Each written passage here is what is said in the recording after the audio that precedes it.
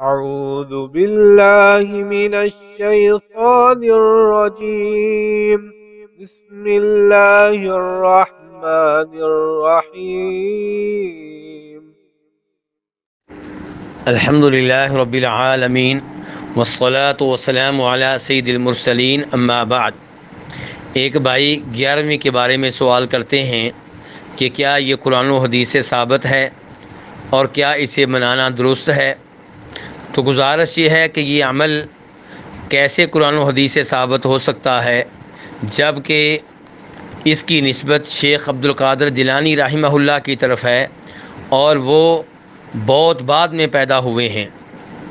ان کی تاریخ پیدائش تقریباً 471 ہجری کی ہے، جس کا مطلب یہ ہے کہ پہلی صدی میں وہ نہیں تھے اور پھر 11ویں بھی نہیں تھی، دوسری، تیسری، چوتھی صدی میں وہ نہیں تھے اور 11ویں بھی نہیں تھی،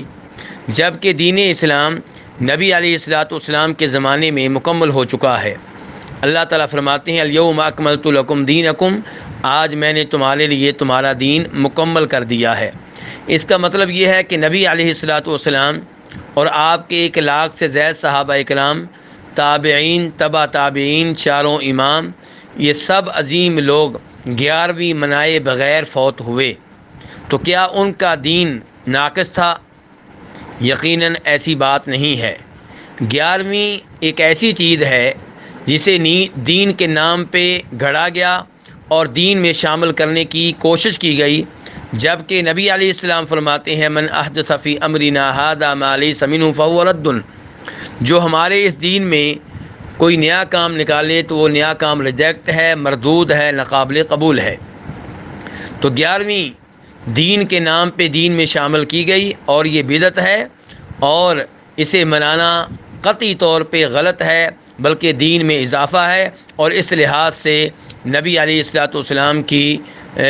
دین میں اضافہ کرنے کی یہ ایک کوشش ہے جسے کسی طور پہ بھی قبول نہیں کیا جا سکتا۔ شیخ عبدالقادر جیلانی رحمہ اللہ ایک ممتاز عالم دین تھے اور اللہ کے نیک بندے تھے اور بہت بڑے عبادت گزار تھے، لیکن جب آپ ان کی کتب کا مطالعہ کریں گے آپ کو پتہ چلے گا کہ وہ شرک سے دور تھے، وہ شرک سے روکنے والے تھے، وہ بدعات سے روکنے والے تھے، لیکن افسوس سے کہنا پڑتا ہے کہ آج ان کا نام استعمال کر کے دین میں شرک کو داخل کیا جا رہا ہے اور دین میں بدعات کو جگہ دی جا رہی ہے۔ شیخ عبدالقادر جیلانی رحمہ اللہ کی طرف اپنی نسبت کرنے والے، ان سے محبت کا دم بھرنے والے اگر ان کی کتب کا مطالعہ کریں تو ان کو پتہ چلے گا کہ وہ شیخ کی تعلیمات سے بہت دور ہیں۔ خلاصہ کلام یہ ہے کہ 11ویں منانا درست نہیں ہے، نہ شیخ عبدالقادر جیلانی رحمہ اللہ نے اپنی کسی کتاب میں یہ منانے کا کہا اور نہ اس کی ترغیب دی، اور نہ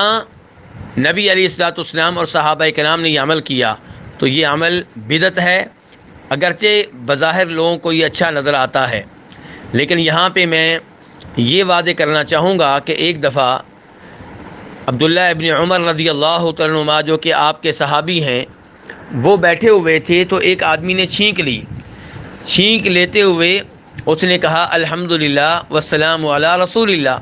کہ میں اللہ کی حمد و ثنا بیان کرتا ہوں اور نبی علیہ الصلوۃ والسلام پہ سلام پڑھتا ہوں۔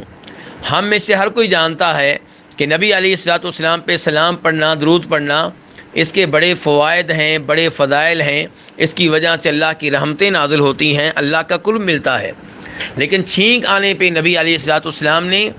الحمدللہ کہنا سکھایا ہے، اس موقع پہ سلام پڑھنا نہیں سکھایا۔ اس لیے عبداللہ بن عمر اس آدمی پہ ناراض ہوئے جس نے ان کے سامنے چھینک آنے پہ، چھینک لینے پہ الحمدللہ کے بعد والسلام علی رسول اللہ بھی کہا تھا۔ اس سے پتہ چلا کہ اگر انسان کوئی ایسا عمل کرے جس کا ثبوت نبی علیہ الصلوۃ والسلام سے نہیں ملتا اور اس کو دین کے نام پہ کر رہا ہے، عبادت کے نام پہ کر رہا ہے، تو وہ بدعت کہلائے گا اور اس کا عمل مذموم ہوگا اور اس کی تعریف نہیں کی جائے گی، بلکہ اس عمل سے لوگوں کو روکا جائے گا۔ تو 11ویں یہ اس لحاظ سے غلط ہے کہ یہ دین میں اضافہ ہے اور نبی علیہ الصلوۃ والسلام کے دین کو بگاڑنے کی کوشش ہے، کیونکہ اگر ہر سال ہر زمانے میں نیکی کے نام پہ، عبادت کے نام پہ لوگوں کو دین میں نئی چیزیں داخل کرنے کی اجازت دی گئی تو پھر وہ دین محفوظ نہیں رہ سکے گا جو نبی علیہ الصلوۃ والسلام دے کر گئے تھے۔ اور آپ کو نبی ماننے کا مطلب ہی یہی ہے کہ عبادت اللہ کی ہوگی اور طریقہ عبادت وہ ہوگا جو نبی علیہ الصلوۃ والسلام نے بتایا۔ تو 11ویں کا عمل بدعت ہے، دین میں اضافہ ہے اور غلط ہے، لیکن اگر 11ویں کے دن کوئی ایسا کام کیا جائے جس کا شریعت کے خلاف ہونا دیگر دلائل سے معلوم ہو رہا ہو تو پھر 11ویں منانے کی قباحت میں مزید اضافہ ہو جائے گا۔ مثال کے طور پہ 11ویں کے دن ایک آدمی بکرا ذبح کرتا ہے شیخ عبد القادر جیلانی رحمہ اللہ کے نام پہ، تو اس کا یہ عمل شرک قرار پائے گا، کیونکہ اللہ تعالیٰ فرماتے ہیں قرآن حکیم میں فَصَلِّ لِرَبِّكَ وَانْحَرْ، اپنے رب کے لیے نماز پڑھیں اور اپنے رب کے لیے جانور ذبح کریں۔